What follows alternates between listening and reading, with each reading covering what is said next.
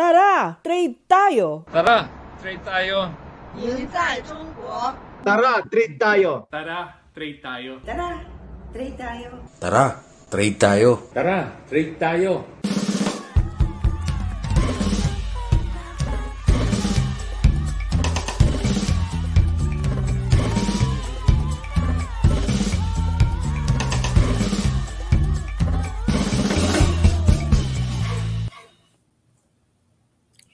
Magandang umaga. Welcome sa Trade Tayo Season 3. Handog po namin sa inyo ang may mga usaping may kinalaman sa pagbili at pagbenta online. Lahat po ng may kinalaman sa e-commerce ay mapag-uusapan natin sa season na ito. You can watch this show sa DTI Philippines YouTube at DTI Philippines and e-commerce Facebook. So don't forget to like, share, and subscribe mga ka-trade.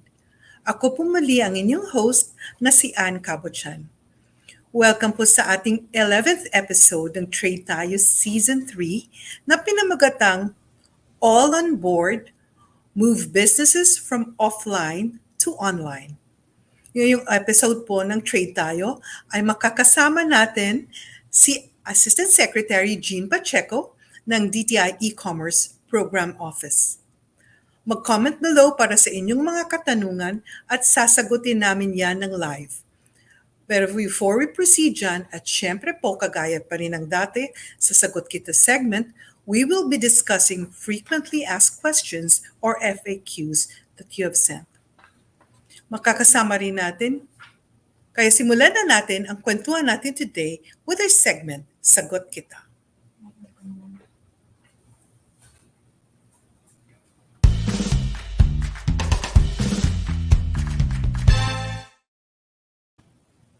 Nagbabalik na naman po tayo sa ating segment kung saan sinasagot po namin ang mga katanungan na madalas naming natatanggap mula sa ating DTI Contact Center, Malasakit Help Desk, email, at social media. Ang tanong, isa akong OFW at kakapadala ko pa lang ng balikbayan box dyan sa Pilipinas para sa aking mga kamag-anak. Pero hanggang ngayon, wala pa rin yung package ko sa kanila. Sino po ang dapat lapitan namin? Ang nagpapadala ng balikbayan boxes ng overseas Filipinos papunta dito sa Pilipinas ay yung mga tinatawag nating foreign consolidator o di kaya principal sea freight forwarders. Sila po yung nangongolekta ng door-to-door doon po sa ibang bansa. So kinokolekta nila yung charges mula sa ating overseas Filipino senders. Ang ilan sa fees na kinokolekta nila ay ang shipping line or carrier fee, terminal storage fee, duties and charges at fee para sa accredited Philippine local freight forwarder. Matapos nito ay kino-coordinate ng foreign consolidator ang balikbayan boxes sa isang accredited Philippine agent or local sea freight forwarder. Sila ang nagbibigay sa consignee o recipient dito sa Pilipinas. Kapag hindi nag-remit ang foreign consolidator or yung principal sea freight forwarder ng nakokolektang fee, hindi po nire-release ng Bureau of Customs ang balikbayan box. So kung nangyayari po ito, maaari kayong mag-file ng complaint sa Business Licensing Accreditation Division under the Fair Trade Enforcement Bureau po ng Department of Trade and Industry. Make sure that your written complaint is accompanied with your supporting documents katulad ng official receipt, cargo receipt, shipper's declaration, house bills of lading, and weigh bills. If the sea freight forwarder is found guilty, DTI will impose sanctions or penalties depending on the violation of this DTI's existing policies. For more information, please visit the list of accredited sea freight forwarders, or you may contact the DTI Fair Trade Enforcement Bureau at fteb@dti.gov.ph. Sana po ay nasagot namin ang inyong katanungan. Especially ngayong Pasko ay mukhang maraming padala ang inyong kapamilya na nasa ibang bansa. Ngayon, dadako naman tayo sa ating next segment na Usapang Trade.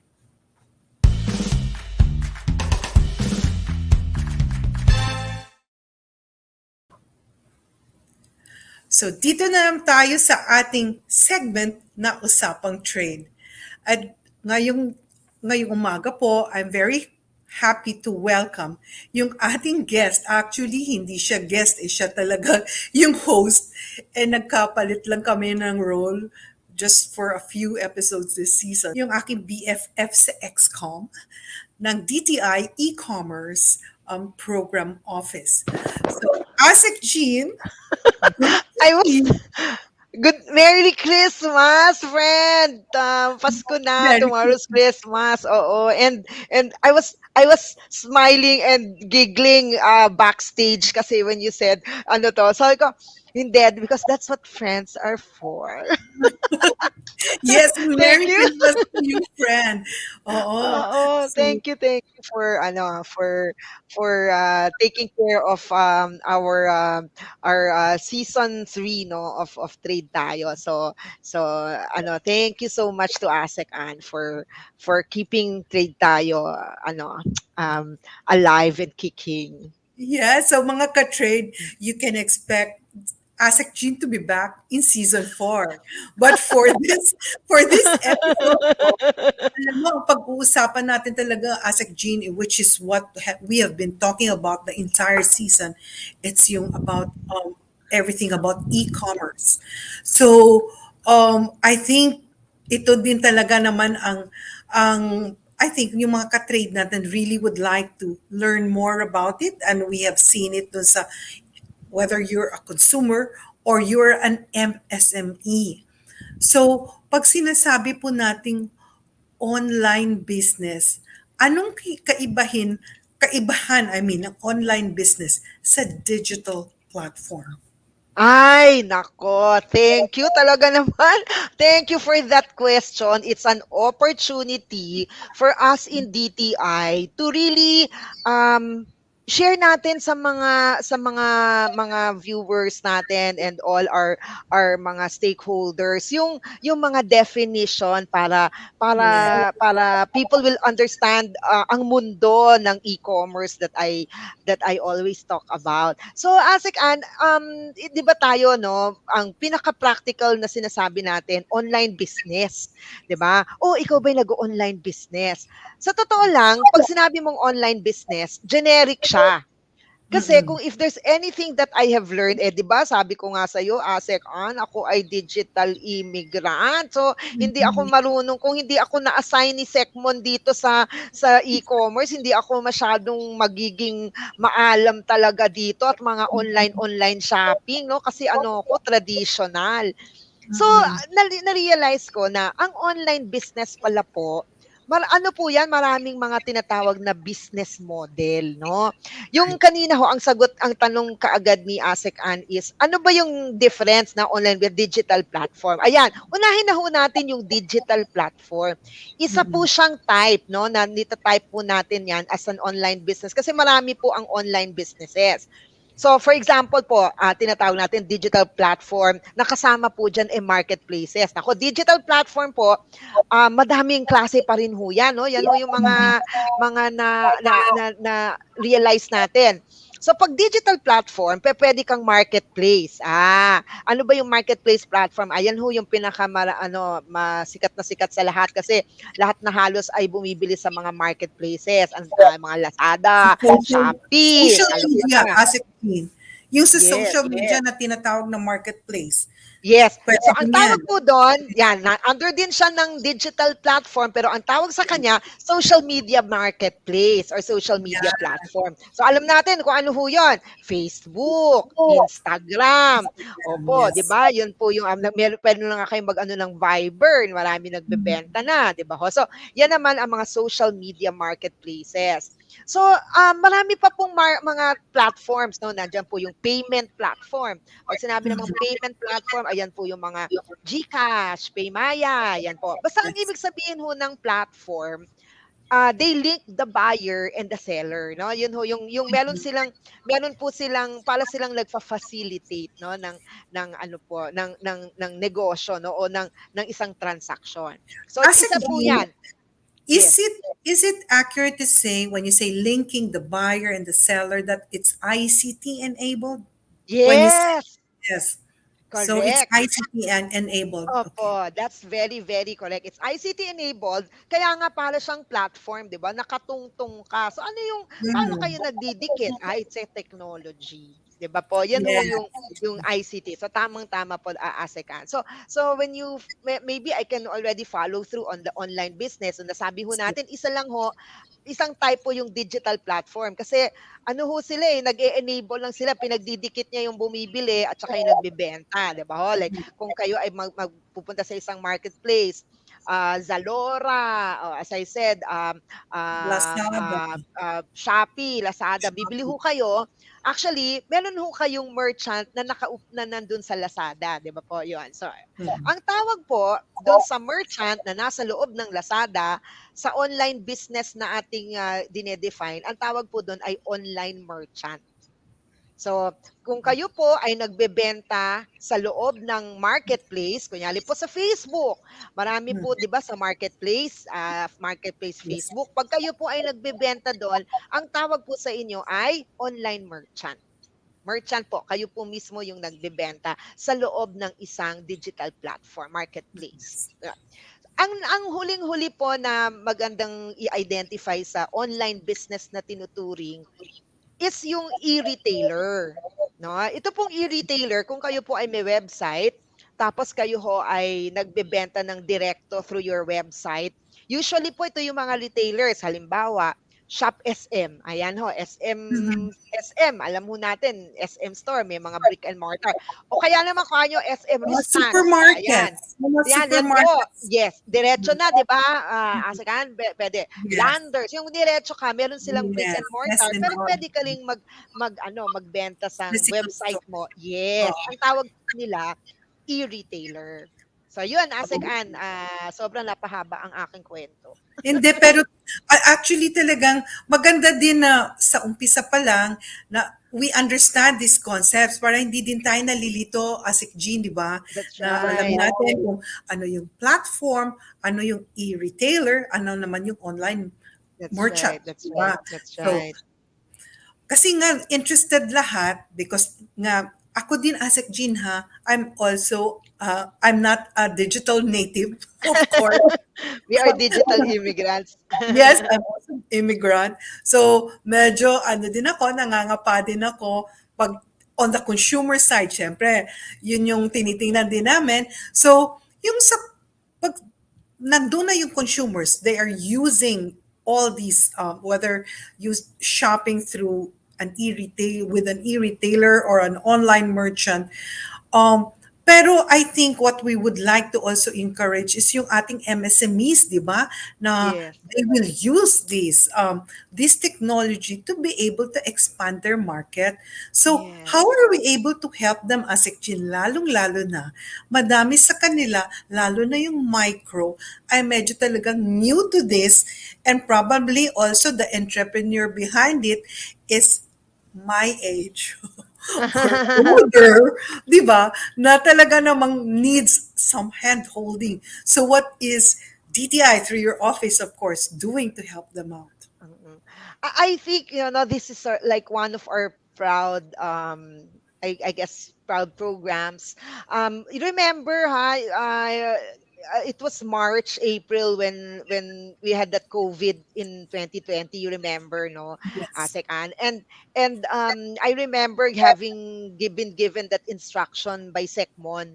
At the time, kasi ano yun we were busy with the policy, of the e-commerce roadmap. And then he said, let's give priority, sabi niya, dun sa pag-pivot from offline to online. Kasi 'di ba, ang dami talaga nating mga micro, small, medium enterprises na because of the COVID lockdowns, hindi na makabenta. And then we realized the value and the opportunity sa e-commerce. So ang loko parati ni Secmon, napagaan daw ng COVID yung trabaho natin sa e-commerce kasi na-accelerate ng mabilisan ang adoption, no, ng e-commerce, no. We were So forced to use it. We were forced to yes. by circumstances. So, Yes. tama yung napabilis. Yes. And there have been studies also that said that yung pag-pivot, usually ang pinaka is yung ma-onboard ka friend, no? Yung tinatawag dito sumikat yung word na onboarding, 'di ba? Yeah. Onboarding. Ano ba yung onboarding? Yes. Onboarding po, yung halimbawa magpupunta kayo sa isang digital platform o marketplace. Balik ko ako kasi lagi naman nating nami-mention yung top, no? Yan po si Shopee, si Lazada, si Zalora. Yan po yung mga marketplaces na talagang fini-frequent, no? If you read ano, parang ang ano ho diyan, ang traffic is 50 million a year or a month, no? 50 million. Napakadami ho nun, ano, na maaaring Lalo na bumili. ngayon, Asec Jean. I mean, Yes. with Christmas tomorrow, I can Yes. imagine the traffic in all these platforms. Yes, yes. So ang ano ho,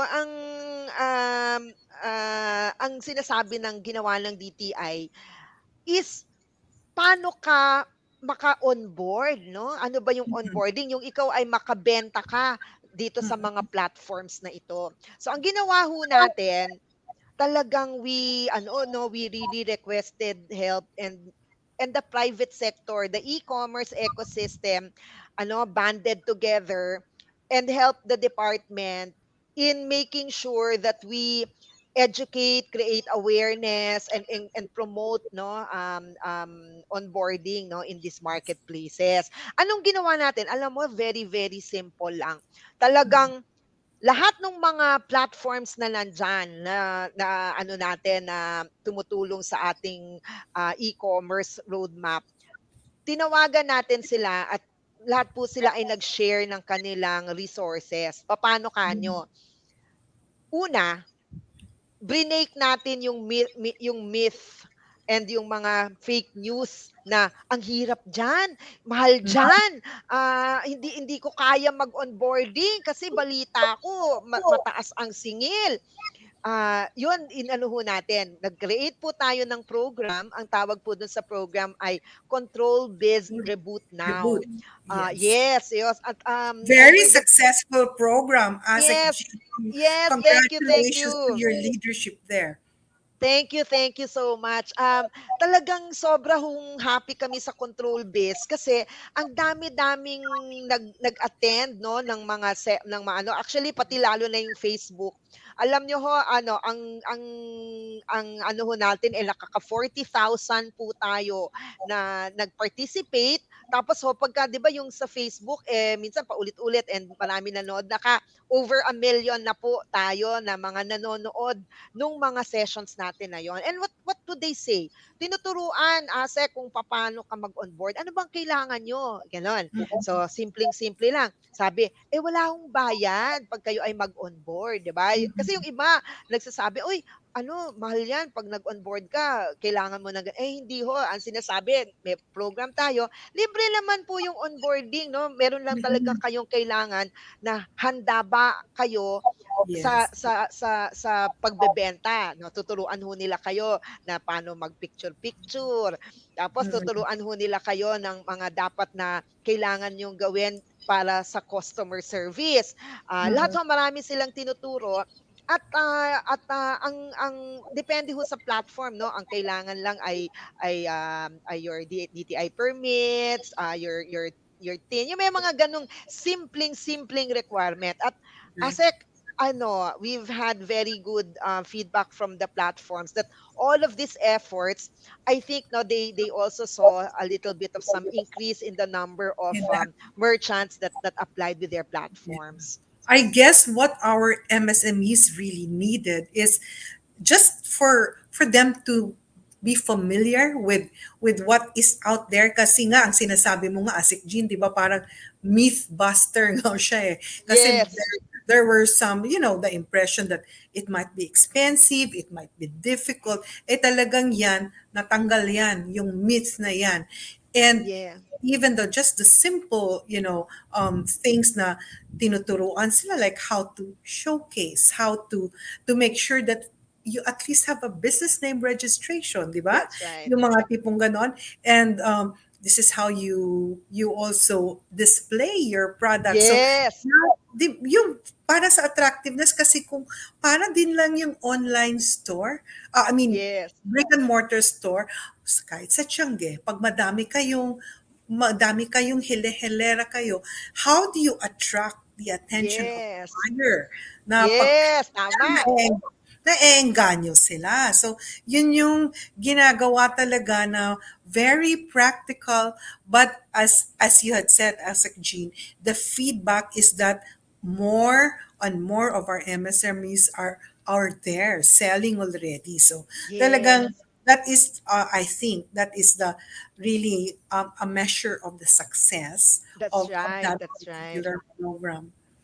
Yeah. So, Yung Asek Ann, I just also wanted to dito nabuo kaya yung sa kakapag-usap natin at kaka-share ng mga platforms ng kanilang mga tips. Nakabuo nga tayo ng mga tips na talagang sinasabi natin sa mga pag may nagtatanong o may nag-i-interview sa akin lahat parang, ano ba yung mga tips? Ay, yan, mga natutunan natin kung paano yung sinasabi nila. Halimbawa, pag ikaw daw ay nagtitinda sa isang platform, no?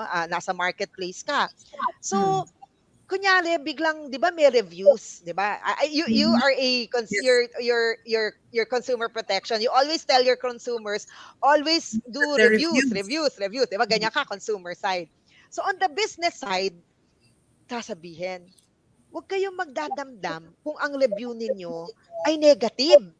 Kasi daw Uh-huh. pag minsan ang review negative so nawawalan lang sa mana loob. Ang sabi ng mga experts, pag kayo po ay merong review na negative, bigyan yung sagutin yung consumer at customer service nagkamali o sige ano bang pwede nating gawin para at baguhin yung kanyang paniniwala. So halimbawa, hindi ka happy, halimbawa na late, sinabi darating ng Monday, dumating ng Thursday na late, di nagreklamo ka, hindi tama to, ganito ganyan. So ngayon, ikaw magpapaumanhin ka na seller ka, mag-explain ka, bakit ba nahuli? So baka po pwedeng sa susunod babawi po kami, pwedeng discount o kaya naman anong pwede nating gawin? Baka subukan po ninyo tong free offer ko. Yung gumawa ka ng pamamaraan para yung iyong customer na galit sa'yo ay mahimasmasan naman. At ito ang sinasabi ng platform. Yung mga taong nagne-negative review sa'yo, pag Convert. magiging positive, sila pa Yes. yung magiging magandang marketing May mga personal experience ako dyan, Asec. Yes. Because Ganyan daw ngayon. That's oh, right. there was The this beauty, experience I had. I just to share with you yes. on the negative review. I had this personal experience, Asec Jean, because I bought something and they really promised to give it to send it to me a particular day, and then I think they had some difficulties that they were not able to, which really also made me realize that they did not have the item with them yet. Them. Kasi they could not send it to me. But you know what they did? They sent me when they finally sent it to me after, I think, 3 days na delay, they sent another item, a token Oh. of their Ah. appreciation, which was I did not expect that it was also going to be really nice. Yung talagang hindi siya token lang na parang pampalu. No, it was really something you would appreciate. Kaya ako tuloy, sabi ko, hindi na, I will not deal with them again. Well, then I still would deal with them kasi nga nakita ko yung sincerity. So, very, very important yung sinasabi mo. That's the perfect example, friend, na talagang unexpected sa'yo, no? So you really Yes. appreciated that gesture, no? Mhm. Yes. Very So hindi much. mo, 'di ba, I hope naman nag-positive review ka rin ulit. Oh, yes. After that, of course, Oo, nag-positive review ako kasi nga, um, I think that they went the extra mile. It was not only just Yes. apologizing, which they did, but it was Yes. really thinking about something to make amends for that delay. So, Tama. kaya pag nakikinig po yung ating mga gustong, yung, well, they may already be selling online or those na gustong maging on board doon nga sa sa mga online platform, that yun, you do not take these reviews too personally. It is always an Yes. opportunity to improve your service. Kasi wag Yes. tayong medyo, alam mo, yung nagdadamdam tayo kagad kasi nga napagsabihan lang tayo ng ganito. So ano po iba mong tip, Asec Jean, para naman maging helpful? Sige, for online business. Ang isa Kasi I interrupted you, I'm sorry, but I No, just no, no, want no, to no, share no. that. No, kasi maganda talaga dahil yung at least yung first-hand experience na it really merchants are actually doing that kasi baka mamaya akala nyo hindi kita nyo with Asec, 'di ba talagang nakita mo talaga that this particular merchant went out of Yes. his way to do customer service, 'di ba? Right. Parang ano talaga 'yun siya, ginagawa talaga. So kayong mga online merchant, gawin niyo po kasi siyempre competition po kayo, 'di ba? O ito pa yung siyempre merong tip, no? Yung pong mga tip, marami din sinasabi sa kanila. It's really about yung your product, no? So kailangan yung pong beauty, yung beauty ng inyong product talagang maganda, kailangan you have to invest in really good photographs. At sinasabi ng ating mga experts, hindi naman kayo kailangan magbayad ng photographer, no? Minsan talagang it's really having the eye and minsan with your own gadgets, no? So marami pong ayan, may mga sessions po kami po sa DTI. Manmanan nyo lang po yung aming e-commerce.dti.com, pati po yung aming YouTube channel sa DTI. Marami po kayong makikitang mga courses na ganyan na pwede nyong mabigyan ng tips, no, na paano ho pagandahin talaga yung at least the use of your photograph. So mahalaga po 'yon kasi nga ang kaibahan ng online sa offline, syempre mga Pilipino very tactile, 'di ba friend? Gusto mo hanahawak-hawakan mo, Yes. syempre kapag ikaw ngayon ay nasa online, syempre tinitingnan-tingnan mo yung kanyang figura, pahilata, palatag, gano'n. So you want that, no? So you need to also, as I said, if you are a merchant, an online merchant, you really do have to invest in your good photographs. Another tip na sinasabi pa, no, yung what you say, what you claim, although no medyo merchant pero you gain your reputation. You gain your Exactly. reputation as an online merchant. So if you say that it will be given to you in this particular day na ganito ang itsura niya, dapat makatotohanan kayo sa inyong product descriptions, no? So, yun ho yung isa. Minsan kasi, as you said, sasabihin nyo na ganito siya kalaki, yung pala kasi liit siya ng my favorite, Yes. Yung dish rack my mo. favorite experience, 'di ba? Oo.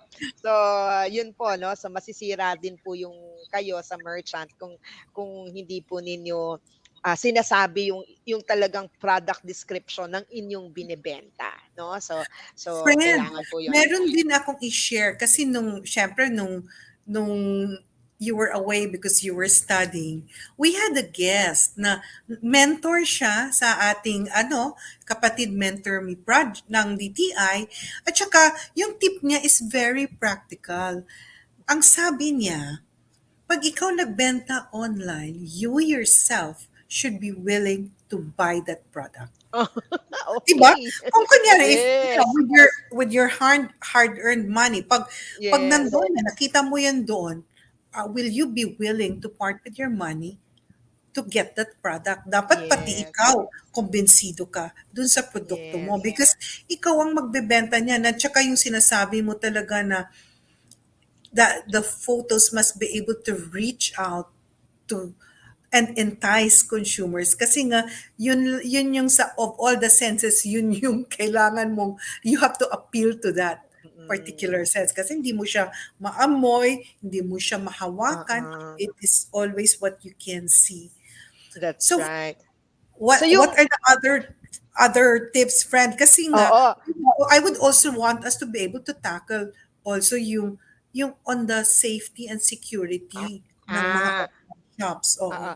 Oh, sige. So ano na lang muna yung tips ko na sana at least the last tips. Pero yung sinasabi nating product, yung description, yan yung po in the terms ng ang mga experts content creation daw po ang tawag diyan. Content Yes. creation. So kayo pong mga online merchants no. So yan po no dapat yung kung paano niyo ipepresenta yung inyong produkto na dapat kung ibebenta nyo, dapat kayo mismo, bilib na bilib kayo at bibili nyo yung produkto nyo na yon. Tama po, sabi nung expert. So yun ho, no, that's what you call a content creation. Tumutulong din po ang DTI dyan. No? So Mhm. ano lang po, email lang kayo talaga, ecommerce.dti.gov at we can lead you on if this is the type of assistance you have. Pero siguro isa na lang last before you go into the safety aspect, friend. Yung lagi kong, ito personally na lagi kong nasasabi dahil ito yung natutunan ko Mhm. sa mga friends natin in the private sector, the digital platforms. Parang the merchant, the concept of omni-channel. Yun yung I like that word omni-channel. Actually sanay tayo sa multi-channel, no? Yung 'di ba Uh-huh. ho, pag sinabi kasi multi, dapat nandun ka sa lahat, 'di ba? Yes. Meron kang nasa Facebook ka, nasa Lazada ka, nasa Shopee ka, nandito ka, meron kang brick and mortar. Yan po multi-channel. Meaning to say, kahit saan po kayo, yung produkto nyo ay nandun. So, ganun din po yung sasabihin namin sa inyo na dapat alamin po ninyo kung saan yung inyong customer makikita kayo. Ngayon Mhm. ho, in the era of omni-channel, magkakadikit na po, 'di ba? Yung halimbawa, may telephone ka, may platform ka, during in your telephone, meron kang mag-Facebook ka, 'di ba? Mag-Viber ka, 'di ba? Tapos dikit-dikit na po 'yon. Meron kang GCash, Paymaya sa iyong mobile phone. Dikit-dikit na po lahat 'yan. Meaning to say, customer-centered po yung omni-channel. So ang maganda ho na masabihan natin yung ating mga merchants, umpisahan ho natin sa pagiging multi-channel, isipin ho natin kung saan nandoon ang ating customer. Kung nasa Facebook, mag-Facebook. Kung nasa Lazada, Lazada, Shopee. Kung ano po Mhm. yung ating kakayanin. Kasi very network na po talaga yung ating ecosystem na magkakausap, magkakadikit. At maganda, na yung customer hindi na siya mahihirapan kasi uy nandito ako sa sa mga platforms na pinupuntahan niya ay madali na po no para sa mga customer yung kanilang experience. So yun ho no yung being an omni-channel, which means to say that the center is really the customer and that you are present in these channels, no? Yun po Right. yung in this multiple channels. Of course, so maganda yan kasi lalo na sa amin sa Consumer Protection Group, gusto namin yung Yes, customer is at the center of at the that's forefront, right. front and center. But then Yeah. for all of you, the MSMEs naman, alam niyo naman once you do that, you also expand your opportunities because you are practically everywhere. So anywhere the Yes. customer looks, nandun kayo. So talagang 'di ba, katulad nung 'pag nakita natin kung physical pa yung store is kahit saan sila Yes. pupunta, 'di ba, yung kunyari yung mga mall na very popular, kahit saan ka pupunta andun sila, talagang iba yung recall. Kaya maganda Yes. yan. Yes. So, friend, doon na tayo Yeah. kasi when you say it involves technology, especially itong mga ICT, there's always that issue of safety and security. So what are we doing in government, especially sa e-commerce, to be able to address this concern on safety and security? Mm. So friend, parang actually kasama din 'to sa tips. Medyo kahawig siya sa Yes. tips na Mhm. sasabihin ko na rin talaga na yung mga merchants na mag-o-online, remember na meron pong mga kabatasan na dapat kayo ay aware. No, so una na nga ho no, dapat sana po talagang sinasabi natin na mahusay po na kayo po ay rehistrado, no? Syempre unahin na ho namin 'yan. Friend, unahin ko na si business name registration. Oo, tama. Oo, that's the No, start of it. yes. Oo, that's Alam the niyo po, start. kami po sa DTI ang nag-a-administer ng tinatawag nating business name registration. Ito po talaga ang lalo na sa mga sole proprietorship. Ito po yung unang-una ninyong step na magrehistro kayo sa DTI para yung pong inyong pangalan no ng inyong negosyo ay marehistro nyo. So yan ho ang talagang gusto namin na parang legitimate ang inyong business at kapag na kayo po ay may business name na dapat po ay magrehistro kayo sa BIR, sa local government units ninyo para kayo po talaga ay pwede na po talaga kayong magkaroon ng license to operate. So yan po ang importante na ang mga sellers po talaga natin para sa consumer ay rehistrado. Para pagka may nagreklamo, medyo malalaman natin na itong mga business na to ay rehistrado siya no.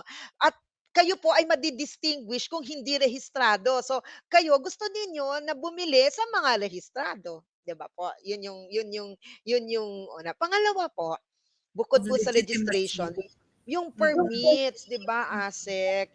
Alam niyo po, marami pong mga nagbebenta diyan na hindi ho nila alam or kung hindi nila alam ay maaring nagsasadyang magbenta pa rin kahit na bawal. Kailangan po ng permit ng mga yon ha, na because it is related to safety and ano. So, hindi na ako lalayo, dito na po ako kay Asec Ann, yung kanyang favorite kasi po dati pong director ng Bureau of Philippine Standards si Asec Ann. So, marami pong mga produkto na talagang nire-regulate po si Asec Ann, mas expert dito, na kailangan po ninyo ng merong mga PS mark o kaya sticker na nagsasabing ito po talaga ay nagdaan sa isang proseso.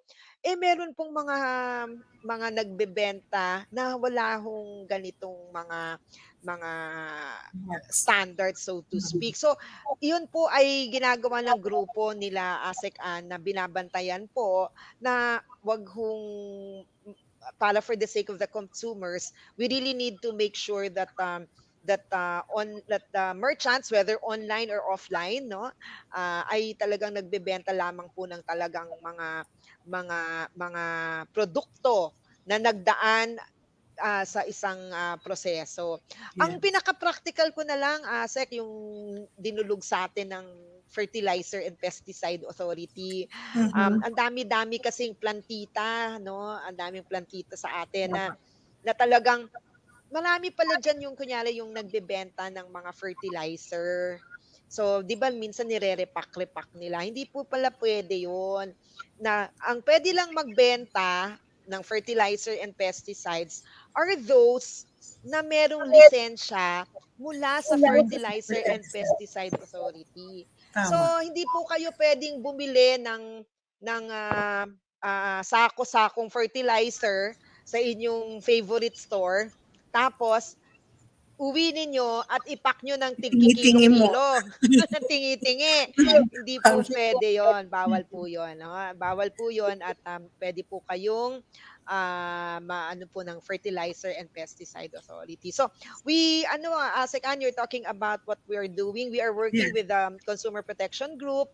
Hopefully that the joint administrative order that we're working on to lay down all of these guidelines to remind everyone, especially the online merchants out there, na yung pong mga kabatasan na nag-a-apply sa offline o yung may brick and mortar ay nag-a-apply din po yan sa ating online. No? So, tandaan po natin na dapat alam po natin kung ano ang mga bawal. Kung hindi man po bawal, pwedeng magbenta pero regulated. Oo. Meaning So, to say, alamin yes. po. Thank you very much for that, Asek Jean, kasi that is really the reminder na kailangan talaga nila, lalo na yung kung gusto mo magnegosyo, syempre gusto nyo na legal yung pagnenegosyo, di ba? Kaya nga may BN kayo, you start with that and you comply with the laws. Yes. And of course, all the other implementing guidelines and regulations that accompany these laws, including yung sa natin binabanggit ni Asec Jean dun sa fertilizer, and also those products that are under the product certification scheme of the Bureau of Philippine Standards. Kasi nga, ang very important word na sinabi ni Asec Jean is a reminder. It is nothing new. Nandyan na po sila. We just need to remind you that they exist and they apply equally to online business as they do the offline business. So, naku, ang bilis-bilis ng usapan natin, Asec Jean. But before kita pakakawalan, because today is a Friday, and of course, Flex we have Friday. Flex Fridays. Ano ang i-flex mo ngayon, Asec Jean? Oh, kasi usually ang mga fine-flex yung kasuotan, 'di ba? Yan. Ako, I am very proud. Pag pumunta kayo sa opisina ko, parang go local na to. Lahat yata ng DTI tingnan mo yung kay Asec it's like you in your office kasi mga taga DTI po talaga kami. Pwede bang ipagyabang ko kasi ako po ay supply chain and logistics. So nangongolekta po ako ng mga accessories no po at nabibigayan po ako. So marami po ako dito, meron po akong Vinta. Galing po 'yan sa Buanga. O meron din po ako ditong mga aking mga mga tail accessories. Ito po kasi puro ano po ako supply chain and logistics. So ito po naman ay tricycle. Galing naman po tong Zamboanga del Sur. At syempre naman ang jeepney. Ito Asec siguro naman ito lokal na lokal. Oo, very. Lahat naman sila local. Yes, basically go local po, no. Sana po bumili po kayo ng mga go local products. So, lahat Asec ang aking makikita mo, just like you, we welcome you to our little office, but dazed and graced with many of our Philippine products. Magagandang mga produkto po 'yan. So thank you, Asec Jean. And the next time you appear on Trade Tayo, you're going to be the host and I'm going to be your guest. If you're going to, yes, you're going to invite me sometime soon. But I'm going to flex as for me, I'm going to flex my What are you flexing? Na it's your kalabaw. yeah, from our Go Local store in DTI Main. It's one of my because it reminds me really of being Filipino, and it's very colorful, so I love it. So Magkano tayo for you flex your kalabaw, and then I will flex my my jeepney. yeah, so yun yung Flex Friday. Ang kasuotan ko po ay talagang also tayo. Pwede ba picture? Yeah, picture. Ayan. Picture Hello. May nag-picture Angel Thank you. Thank you, Asec Jean.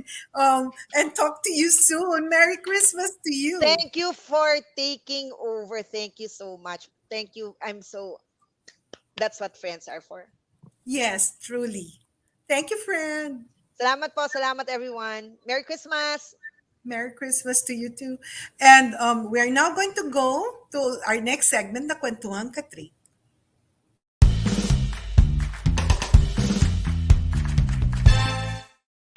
Kumusta mga ka-trade? Ako nga pala si Basil Espinosa ng DTI Region 11. Ngayong panahon ng Kapaskuhan, mapapansin nating naglilipa na ang samot-saring scams.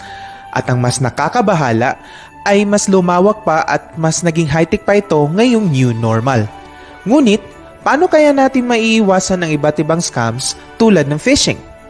Alamin natin sa report na ito. Isa ka rin ba sa mga nakatanggap ng sunod-sunod na text mula sa mga di kilalang cellphone number na nag-o-offer sa iyo ng trabaho, loan o discount sa mga kilalang online shops? O di kaya ay nakatanggap ng email mula sa akala mong trusted site na nanghihingi ng mga personal mong impormasyon? Nako, baka mabiktima ka ng phishing. Ganito ang nangyari kay Caridad, 23 taong gulang. Ang inakala niyang security check ay nauwi sa disgrasya. What happened was, I'm used to doing my online shopping and connecting my bank accounts on my phone. So one day, may natanggap na ako ng text with a link. Tapos ako, inisip ko lang na it's a usual link na I'm just going to check it. Kasi sabi naman, it's for my security. May changes na sa security settings. So I just tapped on the link, and then the next thing I know, nakunan na ako ng pera. So, yeah, that's when I realized it actually happened to me. Ipinaliwanag ni Engineer Albert Gabriel ng DICT Mindanao ang mga bagay na dapat tandaan tungkol sa phishing. There are a lot of things that they need to consider sa phishing ito or scam itong inaano nila. Number one, they have to identify where that message come from. If it's coming from a random cellphone number, most likely hindi mo kilala yan, no? Or either it would be coming from a certain email na hindi mo din kilala. And also, sir, yung mga too good to be true, no? Na mga pasakalye ba, di ba? Like earning 1,000 a day, which is too good to be true, that you'll just be using your phone only. So our consumers should also consider, no?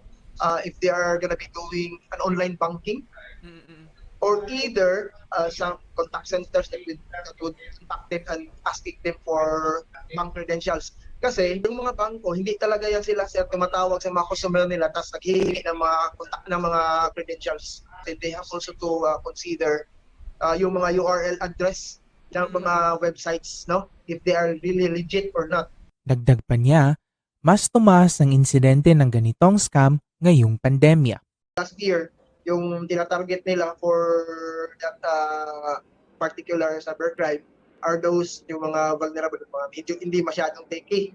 But right now, ito, ang tinatarget nila nito ngayon are those nasa middle age na graduates that are capable of doing online job.